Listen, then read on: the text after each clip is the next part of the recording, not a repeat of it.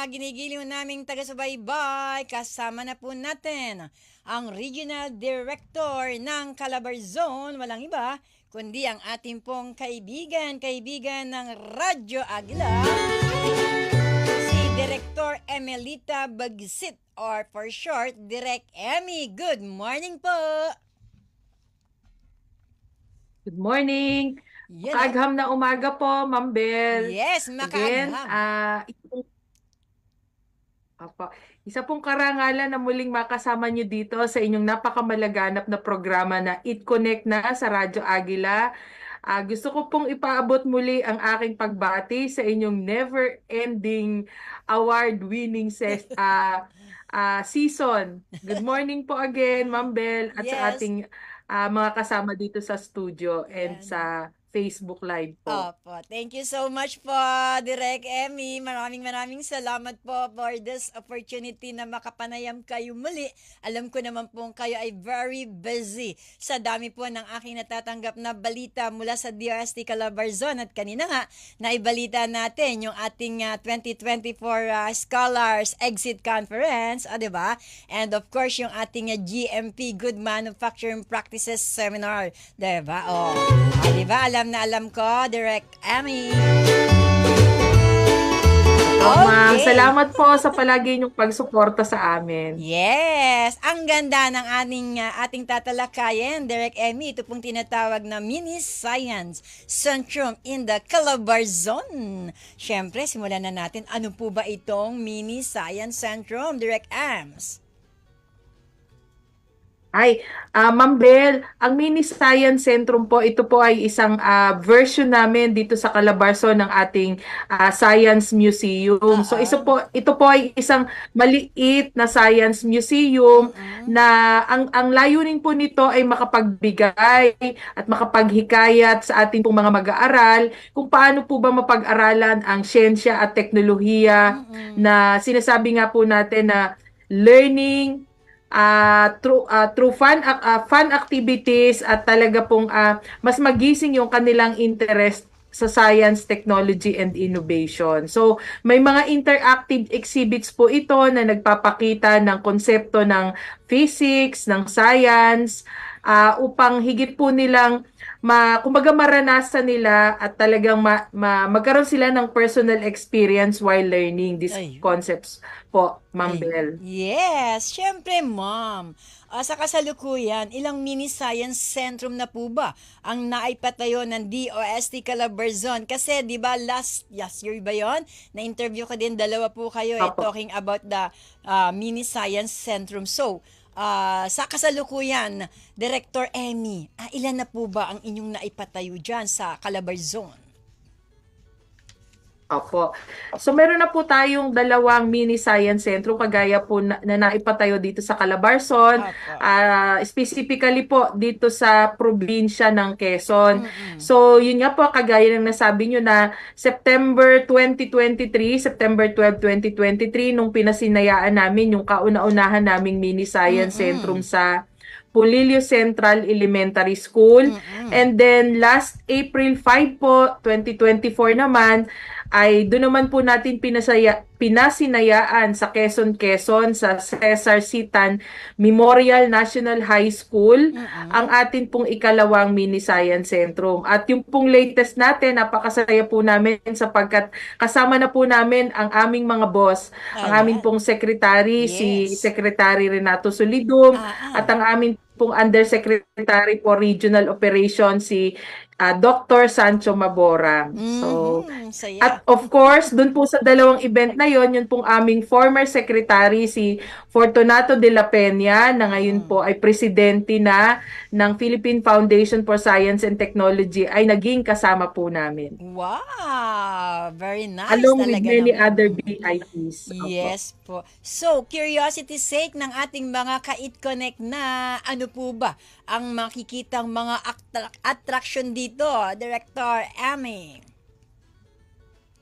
Opo, so napakarami po ng ating mga makikita, and just to give some sample po examples ng ating mga exhibit na nandoon. So meron po tayong yung tinatawag natin na Newton's Cradle. So Ah. ito po ay isang instrumento, Mm-mm. maliit na instrumento or gadget na nagpapakita ng conservation of momentum and energy. So again, interactive po itong mga ito, nahahawakan ah, ng ating mga mag-aaral, at talagang meron pa rin po tayong mga explainer doon na nagbibigay ng diskusyon or paliwanag kung ano ba ang mga konsepto behind dito po sa ating mga exhibit. Meron din po tayong laser harp, yung electronic musical instrument po yon na ang pinapakita naman po dito ay interface ng laser light at kung paano yung mga laser light through interaction sa mga bata po or dun sa ating mga estudyante ay makakaproduce ng sound. So parang musical instrument po siya, harp nga po, pero light po instead of string yung nandoon.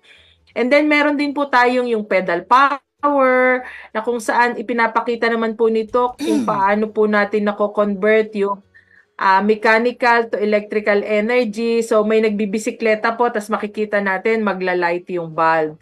So, yun po mga Van de Graaff generator, yung sa static electricity naman po ito, yun po yung nakikita natin na doon sa ibang science museum din po, yung pag hinawakan nyo pong ganun, tumataas yung mga buhok. At marami pa pong iba, may mga cyclone generator, so pinapakita naman dito kung paano mag-form yung ating cyclone from yung warm air, and then magkakaroon siya ng spiral. Meron din po tayong yung pag ano naman po kung paano natatransfer yung mga electrical energy, yung mga finger tingler. So yun po na mga frozen shadow, body beat na kung pag tinatouch po natin nagpo-produce ng sound. Yung mga ganun po, ma'am. Opo. Talagang punong-puno po ito ng mga exhibits na tunay na nag-a-attract o nagbibigay ng interest dun sa ating mga kabataan tungkol sa science, technology, and innovation. Nako, Director Emmy, hindi lang kabataan, ano? Kasi napakaganda ng mga atraksyon ng inyong Science Centrum.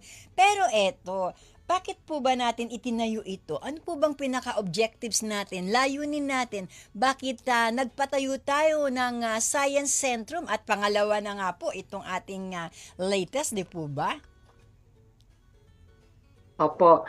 So, Ma'am Bel, kasi isa pong napakagandang simula para sa ating mga kabataan na at their very young age po ay mas start na po natin na ma-capture or mahikayat sila na talagang maging interesado sa ating science and technology.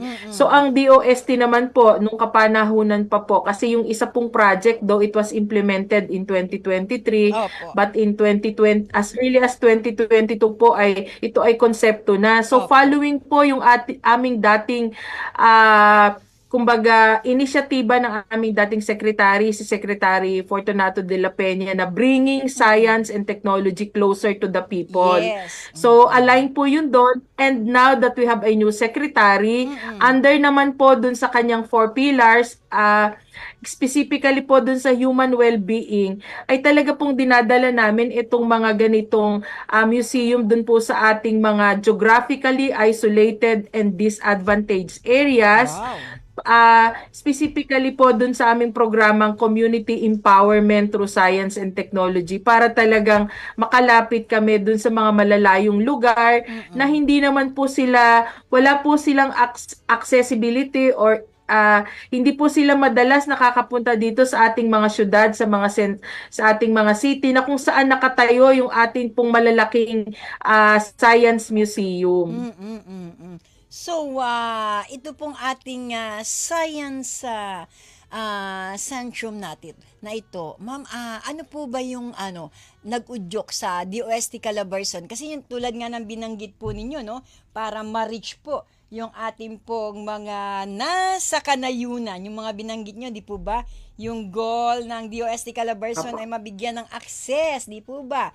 Sa ganitong uri ng teknolohiya, sabi nga, science for the people, tulad nga po ng ating former DOST Secretary, di po ba? Lagi niya nang sinasabi, di ba? Science for the people, ilapit ang agham at teknolohiya sa tao. So, sa DOST Calabarzon, isa pong parang itong pagtatayo po ng science sa mini centrum po natin.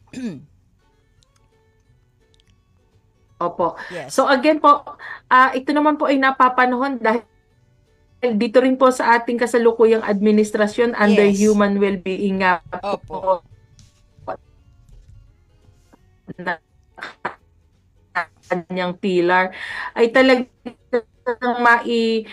mabigyan natin ng higit na pagtutok sa ating mga kabataan ang kanilang interest sa science and technology. So kami naman po Medyo nawawala, medyo ibiling-biling natin ang ating audio mikropono, medyo isa pong nagcha-choppy-choppy. malawakang programa actually ang DOST na nagtatayo ng Apo. Ma'am, Director clear na Emmy. po ako ulit. Ay, sandali po. Director Emmy, Hello, nagcha-choppy-choppy po kayo. Ulitin po natin kasi medyo hindi narinig po ng iba nating mga ka-It Connect na yung unang bahagi ng binanggit po ninyo tungkol sa Mini Science Centrum po. Yung Opo. nag-udyok po sa DOST Calabarzon para ipatayo po itong Mini Science Centrum at ngayon dalawa na nga po. Ulitin po natin, medyo choppy-choppy po kanina, Director Emmy. Opo. So I hope okay na po ang audio ko. Okay. So again, following po or align dun sa aming human well-being, Yes. na ito po ay one of the 4 pillars ng aming kasalukuyang Secretary Solidum, Renato Solidum, sa opo. pillars of his program, Apo. ay ipinatayo po namin ito. Ma'am, okay na po ba yung audio ko? Okay na po, ma'am. Loud and clear. Yes, ma. Yes, Director. Loud and clear na po. Go ahead po. Ah, Opo. Okay. Opo. So, para po namin yung pagpapalaganap at pagpukaw ng interes sa science, technology, and innovation. So, dito po sa DOST Calabarzon, ay ito po ang aming bahagi or kontribusyon para nga po doon sa science, promotion ng science, technology, and innovation among our young or students or young generation. So, yun po. Out of our local GIA or Grant in Aid, ay nakipagtulungan po kami sa probinsya ng Quezon through the initiative ni Honorable Governor Helen Tan ng Philippine Foundation for Science and Technology. Ganun din po sa DepEd Quezon at sa lokal na government po ng Pulilio at lokal na government ng atin pong Quezon. So, para po maisakatuparan namin itong programa namin para sa ating mga kababayan na nasa sa malalayong lugar po or probinsya dito po sa rehiyon ng Calabarzon. Ayan, may nag-text lang from Borjos, Pulilio Island po ako. Saan pong eksaktong address ng ating pong Mini Science Centrum sa Pulilio? Ayan. Pakiulit po kasi, ma'am, late tuner. Sige. Sa kikinig sa radyo. Opo. So maraming salamat po sa kanilang interest. Ito po ay nasa Pulilio Central Elementary School. So ang Bordeos po ay parte ng atin pong Pulilio Group of Island. Ayun. At welcome na welcome po yung atin pong texter na kayo po ay bumisita dito sa Central Elementary School ng Pulilio. Ayan, ang pangalan niya ay si Marisa Santa Cruz Bordeos, Pulilio, Quezon. Ayun, na-interest siya. Nagkaroon siya ng interest sa mga sinabi ni ma'am. Thank you. Ayan, nakikinig po sila sa radyo. Ayan, maraming salamat po. So, ito pong ating Mini Science Centrum, mama. Sa mga late tuners lang ulitin lang po ni ni Director Emmy yung dalawang lugar po para po doon sa mga nahuli pong magbukas ng radyo at meron pong gampaning mahalaga dahil linggo ngayon. Thank you naman po sa paghabol po sa ating programang It Connect na Jetro Japet. Maraming salamat at Ozila Batong Arkaina. Sige, papaulit ko kay Ma'am. Si Jetro Japet, Director Emmy ay mula po sa Western Visayas po, Bohol. Ayan. Pwede bang magkaroon dito? Ayan, so maganda. Sige po. Ay, opo. Yun pong dito sa Calabarzon ay ang atin pong dalawang mini science centrum ay nasa Pulilio Central Elementary School sa Pulilio, Quezon at sa Cesar C. Tan Memorial National High School para po sa Quezon. Ito po ay nilagay namin dun sa ating mga island municipalities para sa atin pong objective na talaga po na mailapit sa kanila, yun pong ating science centrum. Dun po sa nagtanong kung pwede din po sa kanila, ang DOST po ay may malawakan or nationwide na programa para po sa pagpapatayo ng ating science centrum. So, makipag-ugnayan lamang po kayo sa provincial office ng DOST na pinakamalapit sa inyong lugar. Alam mo, may palakpak sa'yo, Director Emmy, si Renel Rodriguez. Ang ganda, yan, pumapalakpak siya. Tapos si John Lozon, good morning po. Ayan, nagustuhan. At thumbs up po sa mga binanggit nyo. At si Ozila Batong Arkaina, good morning po. It Connect na. Ayan, Sis Bel, yes po. Nagagandahan sila sa dinidiscuss ni Director Emmy. Thank you po. At pumapalakpak po sila. Gustong-gusto nila ang Mini Science Centro. Maraming salamat naman sa mga nagkakagusto. Oy, si Lara Zaira Ragine. Thank you, Lara. Ayan. Oo, tamang-tama sa'yo. Estudyante po ito, si Lara Zaira Ragine. Mini Science Centrum. Hayaan mo, Lyra. Magkakaroon din niya sa Quezon City. Okay, ma'am. Bukod po sa Mini Science Centrum, ma'am, pwede po ba niyong ibahagi ang iba pang aktibidad ng DOST Calabarzon para lalong matulungan ang publiko po? Aside po sa nabanggit niyong SES, yung... So, sige. Opo. So, malayo pa po ito, ma'am, pero gusto ko na po kayong imbitahan. Mauna po kayo naming imbitahan at inyong mga tagapanood at tagapakinig. Sa October 14, 15, 16 po, magkakaroon po kami ng Regional Science, Technology and Innovation Week. Ito po ay dito sa Carmona, Cavite. Partner po namin ang LGU Carmona at buong Calabarzon po ang aming iniimbitahan para dito. Napakalaki pong event ito para sa aming region. Magkakaroon po kami ng exhibit. Maraming exhibit po, included po doon yung aming teknolohiya at inobasyon, kaakibat ng mga micro-enterprises, napakaraming forum po, at makikita nyo rin po, i-inaugurate po namin yung 21st century classroom dito po sa Carmona, Cavite. Of course, meron po kaming iba-iba kagaya ng nabanggit nyo kanina, meron po kaming mga SNT scholarship or DOST scholarship na mga programa na patuloy din po naming ibinabahagi. Ang aming pong Small Enterprise Technology Upgrading Program na aming pamamaraan upang matulungan na ma-upgrade ang teknolohiya ng ating pong mga micro, small, and medium enterprises. At of course, ang amin pong assistance at partnership sa ating pong mga local government unit, ang amin pong smart and sustainable communities, at ang amin pong smart planning, assistance or pagpatulong para po makapagplano at ma-mainstream ang science, technology, and innovation sa atin pong mga LGUs, yun pong aming programang iStart. Wow! Opo, yan pong programa niyong iStart. Kumusta na yan, ma'am? Opo, so ito po ay patuloy po ito. So it started last year, actually later part po nung 2022 and still ongoing. So ito po yung nagbibigay po kami ng assistance sa ating mga LGU para sa Yes. kanilang pagpaplano. Yun Opo. po kanilang mga development and investment plan. Paano po ba natin ma-mainstream or malagyan ng lente or lens ng science, technology, and innovation?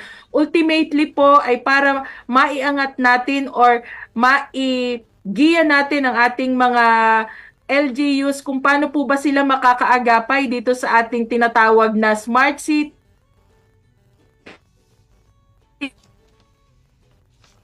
smart communities, so that they can take advantage of science, technology, and innovation para po sa kanilang pagpapaunlad ng kanila pong mga